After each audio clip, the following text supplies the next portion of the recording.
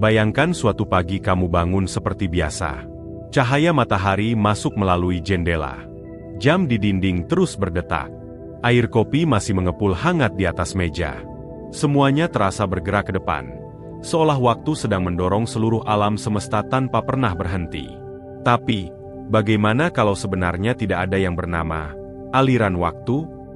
Bagaimana jika masa lalu, hari ini, dan masa depan sudah ada sejak awal, dan yang benar-benar bergerak hanyalah kesadaranmu? Ide itu terdengar seperti cerita fiksi ilmiah.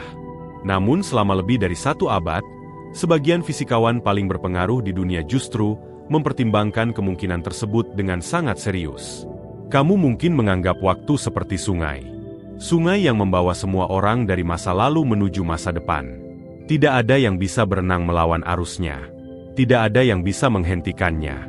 Tetapi fisika modern mulai menunjukkan sesuatu yang jauh lebih aneh. Albert Einstein, melalui teori relativitas, menunjukkan bahwa waktu ternyata tidak mutlak. Jam tidak berdetak dengan kecepatan yang sama untuk semua orang. Semakin cepat seseorang bergerak, atau semakin kuat gravitasi yang mengelilinginya, semakin lambat waktu berlalu baginya. Fenomena ini bukan sekadar teori di atas kertas. Satelit GPS yang kamu gunakan setiap hari harus memperhitungkan efek relativitas.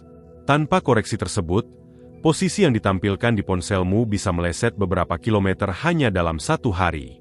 Artinya, waktu bukanlah sesuatu yang berdetak sama di seluruh alam semesta. Lalu muncul pertanyaan yang lebih mengganggu. Kalau setiap orang bisa mengalami waktu dengan kecepatan berbeda, siapa yang sebenarnya benar? Apakah ada waktu universal yang menjadi acuan semuanya? Einstein menjawab, tidak. Dalam pandangan relativitas, tidak ada 1 jam kosmik yang mengatur seluruh alam semesta. Setiap pengamat membawa waktunya sendiri. Apa yang bagimu terjadi sekarang, belum tentu merupakan sekarang bagi seseorang yang bergerak sangat cepat jauh di luar angkasa. Konsep ini dikenal sebagai relativitas simultanitas. Bayangkan 2 bintang yang berjauhan jutaan tahun cahaya. 2 ledakan terjadi hampir bersamaan. Seorang pengamat mungkin melihat keduanya benar-benar terjadi pada saat yang sama. Namun pengamat lain yang bergerak dengan kecepatan berbeda dapat menyimpulkan bahwa salah satu ledakan terjadi lebih dulu. Siapa yang salah? Tidak ada. Keduanya benar menurut kerangka acuannya masing-masing. Disinilah intuisi manusia mulai runtuh. Selama ribuan tahun kita percaya bahwa sekarang adalah sesuatu yang sama bagi semua makhluk. Padahal menurut relativitas, sekarang ternyata bukan bagian mendasar dari alam semesta. Kalau begitu, apa sebenarnya yang kita sebut masa kini? Beberapa fisikawan dan filsuf kemudian mengembangkan sebuah gagasan yang disebut block universe, atau alam semesta blok. Menurut konsep ini, waktu bukanlah sungai yang mengalir. Waktu justru lebih mirip sebuah peta raksasa yang sudah lengkap sejak awal. Masa lalu, masa kini, dan masa depan semuanya sudah berada di dalam struktur ruang waktu 4 dimensi. Bayangkan sebuah buku yang memiliki 1000 halaman. Karakter di halaman pertama merasa masa depan belum terjadi. Karakter di halaman 500 menganggap halaman pertama sudah lama berlalu.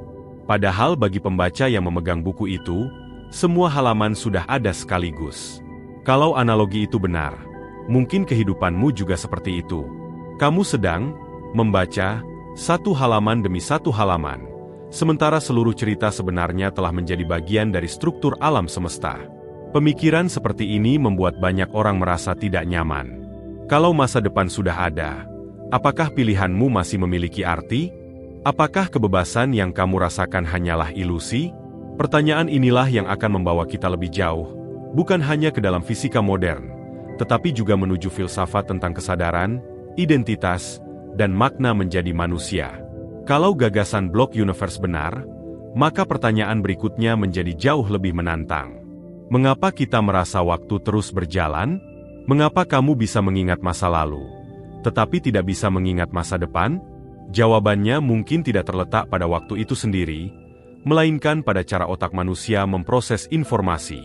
Fisikawan seperti Carlo Rovelli berpendapat bahwa waktu mungkin bukan unsur paling mendasar dari alam semesta. Dalam bukunya The Order of Time, Ia menjelaskan bahwa apa yang kita rasakan sebagai aliran waktu bisa muncul dari cara sistem fisik saling berinteraksi. Dengan kata lain, waktu mungkin adalah sesuatu yang muncul, bukan sesuatu yang benar-benar mengalir. Bayangkan sebuah film.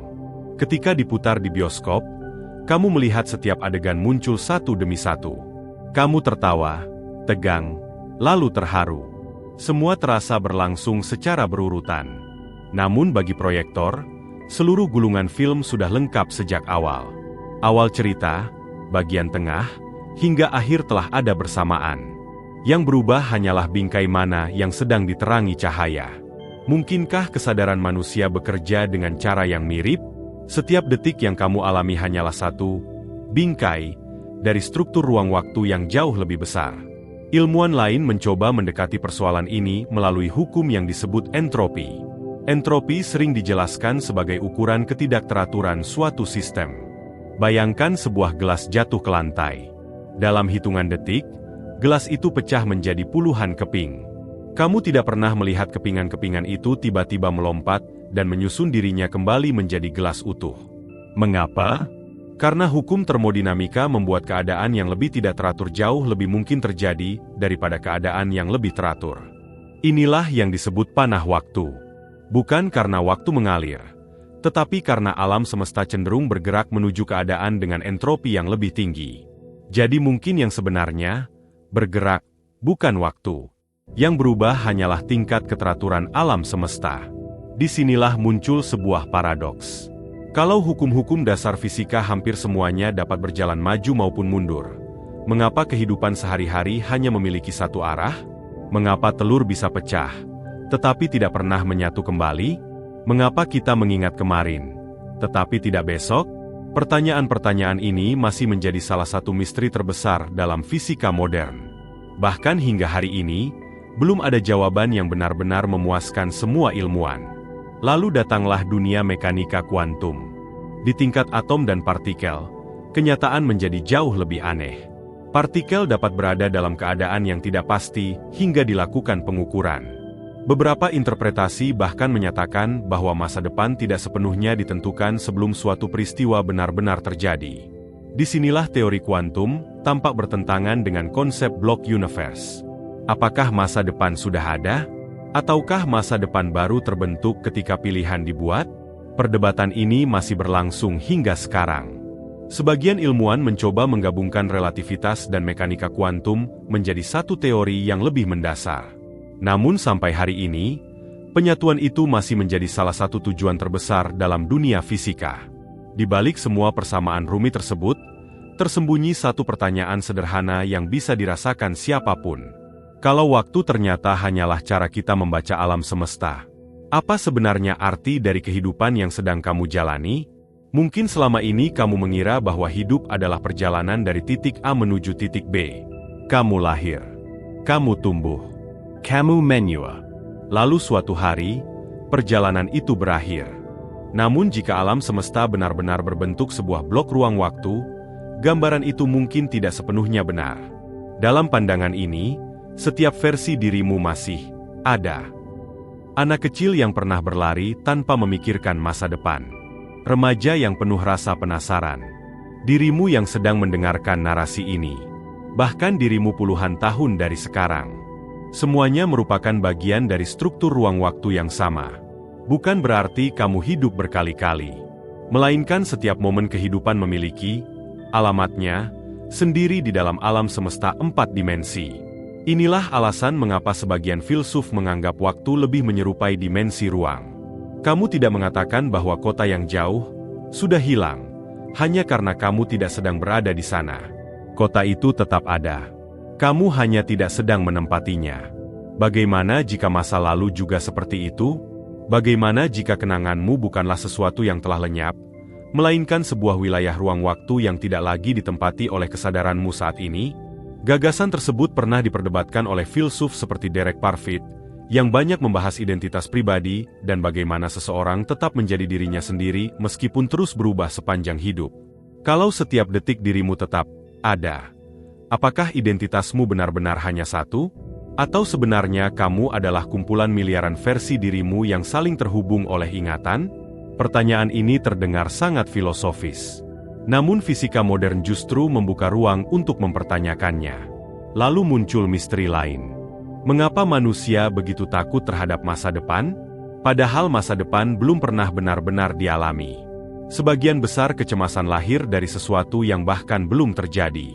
Ironisnya, otak manusia berevolusi justru karena kemampuannya memprediksi kemungkinan yang akan datang. Kemampuan itu membantu nenek moyang kita bertahan hidup. Tetapi di dunia modern, kemampuan yang sama sering berubah menjadi sumber kecemasan tanpa akhir. Kamu memikirkan kegagalan yang belum tentu datang. Kamu mengkhawatirkan percakapan yang belum terjadi. Kamu takut pada hari esok yang bahkan belum kamu lihat. Jika waktu ternyata tidak benar-benar mengalir. Mungkin sebagian besar ketakutan itu juga berasal dari cara pikiran membangun cerita tentang masa depan. Bukan dari kenyataan itu sendiri. Disinilah sains bertemu dengan kebijaksanaan kuno. Dalam tradisi Buddha, terdapat ajaran bahwa penderitaan sering muncul ketika pikiran terus-menerus melekat pada masa lalu atau mengejar masa depan, sehingga kehilangan kesadaran terhadap momen yang sedang dialami. Sementara dalam banyak tradisi filsafat barat, terutama aliran Marcus Aurelius, manusia diajak memusatkan perhatian pada hal-hal yang benar-benar berada dalam kendalinya saat ini. Menariknya, walaupun berasal dari budaya yang berbeda dan berusia ribuan tahun, gagasan-gagasan tersebut memiliki gema yang tidak jauh dari apa yang diperdebatkan fisika modern. Bukan karena sains membuktikan filsafat, dan bukan pula karena filsafat membuktikan sains. Melainkan karena keduanya sama-sama berusaha memahami satu pertanyaan yang tidak pernah kehilangan relevansinya. Apa sebenarnya arti sekarang? Apakah sekarang hanyalah ilusi yang diciptakan otak? Ataukah justru satu-satunya pengalaman yang benar-benar dapat disadari oleh manusia? Semakin dalam para ilmuwan mempelajari alam semesta, semakin jelas bahwa jawaban atas pertanyaan itu ternyata jauh lebih rumit daripada sekadar melihat jarum jam bergerak. Jadi, apakah waktu benar-benar mengalir? Atau selama ini kita hanya merasakan ilusi sebuah aliran, karena kesadaran manusia berpindah dari satu momen ke momen berikutnya? Sampai hari ini, tidak ada jawaban yang benar-benar final. Sebagian fisikawan mendukung gagasan Block Universe, yang lahir dari konsekuensi alami teori relativitas Einstein. Sebagian lainnya percaya bahwa mekanika kuantum menyimpan petunjuk bahwa masa depan belum sepenuhnya tetap. Ada pula ilmuwan yang berpendapat bahwa waktu hanyalah sifat yang muncul dari hubungan antar objek, bukan fondasi paling dasar dari alam semesta. Artinya, salah satu hal yang paling akrab dalam hidupmu justru masih menjadi misteri terbesar dalam ilmu pengetahuan. Dan mungkin, itulah bagian yang paling menakjubkan. Semakin banyak jawaban yang ditemukan manusia, semakin banyak pula pertanyaan baru yang muncul. Dulu manusia mengira bumi adalah pusat alam semesta. Kemudian kita mengetahui bahwa bumi hanyalah satu planet kecil yang mengorbit sebuah bintang biasa. Lalu kita menemukan bahwa matahari hanyalah satu dari ratusan miliar bintang di galaksi kita. Kini, kita mulai mempertanyakan sesuatu yang bahkan lebih mendasar. Bukan lagi, di mana kita berada, melainkan, kapan sebenarnya kita berada. Pertanyaan itu mengubah cara kita melihat kehidupan. Jika waktu memang bukan sungai yang membawa kita menuju masa depan, mungkin setiap keputusan yang kamu ambil hari ini bukan sekadar langkah menuju hari esok. Mungkin keputusan itu adalah bagian dari pola ruang waktu yang jauh lebih besar daripada yang mampu dibayangkan manusia. Namun justru disitulah letak makna kehidupan. Walaupun hukum-hukum alam bekerja dengan presisi luar biasa, kamu tetap mengalami setiap detik sebagai sesuatu yang nyata. Kamu tetap bisa memilih untuk belajar, memilih untuk mencintai, memilih untuk memaafkan, memilih untuk meninggalkan sesuatu yang membuatmu berhenti berkembang. Pengalaman itu tetap memiliki arti, apapun bentuk sebenarnya dari waktu. Karena ilmu pengetahuan tidak menghilangkan rasa kagum. Sebaliknya, sains memperlihatkan bahwa alam semesta jauh lebih aneh, lebih indah, dan lebih misterius daripada yang pernah dibayangkan. Mungkin suatu hari nanti, sebuah teori baru akan berhasil menyatukan relativitas dan mekanika kuantum. Mungkin saat itu manusia akhirnya memahami apa sebenarnya waktu. Atau mungkin, semakin dekat kita pada jawabannya, semakin kita menyadari bahwa pertanyaan itu tidak pernah sesederhana yang kita kira. Jadi, Lain kali ketika kamu mendengar detik jam terus berdetak, ingatlah bahwa suara itu mungkin bukan tanda waktu sedang bergerak. Bisa jadi, suara itu hanyalah pengingat bahwa kesadaranmu sedang melintasi satu bagian kecil dari alam semesta yang telah menyimpan seluruh kisahmu sejak awal. Karena pada akhirnya, pertanyaan yang paling penting mungkin bukanlah apakah waktu benar-benar bergerak, melainkan apakah kamu benar-benar hadir di momen yang sedang kamu jalani sekarang. Dan ketika besok tiba, mungkin kamu akan melihat jam yang sama, matahari yang sama, dan langit yang sama. Tetapi setelah memahami semua ini, kamu tidak akan pernah memandang waktu dengan cara yang sama lagi.